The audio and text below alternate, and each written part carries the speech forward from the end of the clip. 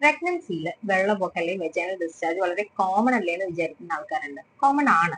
നമ്മുടെ vaginal discharge ഗർഭത്തിന്റെ സമയത്ത് കുറച്ച് കൂടും. പക്ഷെ അത് വളരെ ലൈറ്റ് ആയിട്ടായിരിക്കും. എന്നാൽ അതിനൊരു വേറെ സ്മെൽ ഉണ്ടാവില്ല, ഇച്ചിങ്ങോ ഇറിറ്റേഷനോ ഒന്നും ഉണ്ടാവില്ല. എപ്പോഴാണ് വെജൈനൽ ഡിസ്ചാർജിനെ ശ്രദ്ധിക്കേണ്ടത്?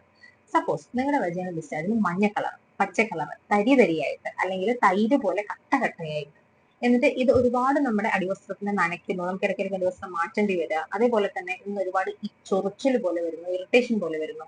ഈ കണ്ടീഷൻസിലെല്ലാം നമ്മൾ ഇതിനെ കുറച്ച് കാര്യമായിട്ട് തന്നെ കൺസിഡർ ചെയ്യണം. അപ്പൊ അങ്ങനെ കൺസിഡർ ചെയ്യുമ്പോൾ നിങ്ങൾക്കത് ചെക്കപ്പിന് പോകുന്ന സമയത്ത് ഡോക്ടറെ കാണിക്കാം. ഇനി ഇത് ഒരുപാട് കൂടുതലാണെങ്കിൽ നമ്മൾ അത് ട്രീറ്റ് ചെയ്തിട്ടില്ലെങ്കിൽ നമ്മുടെ ഗർഭപാത്രത്തിനകത്തേക്കും അതുപോലെ ഇൻഫെക്ഷൻ സ്പ്രെഡ് ചെയ്യാം. ഇത് നേരത്തെ വേദന വരാനും വെള്ളം പൊട്ടിപ്പോവാനും കുഞ്ഞ് തികയാതെ പ്രസവിക്കാനും ഒക്കെയുള്ള സാധ്യത. നിങ്ങൾ ഒരിക്കലും നിസ്സാരമായി കൺസിഡർ ചെയ്യാൻ പാടില്ലാത്ത ഡിസ്ചാർജ് ആണ് രക്തം കലർന്നുകൊണ്ട് മുട്ടവെള്ള പോലെ വരുന്ന ഡിസ്ചാർജ്. അത് ഗർഭപാത്രം തുറക്കുന്നതിന്റെ ലക്ഷണമാണ്. പെട്ടെന്ന് ഡെലിവറി ആവാനുള്ള ഒരു സാധ്യത കൂടി അത് കാണിക്കുന്നുണ്ട്. അത് കണ്ടു കഴിഞ്ഞാൽ പെട്ടെന്ന് തന്നെ ഹോസ്പിറ്റലിലേക്ക് വരാം.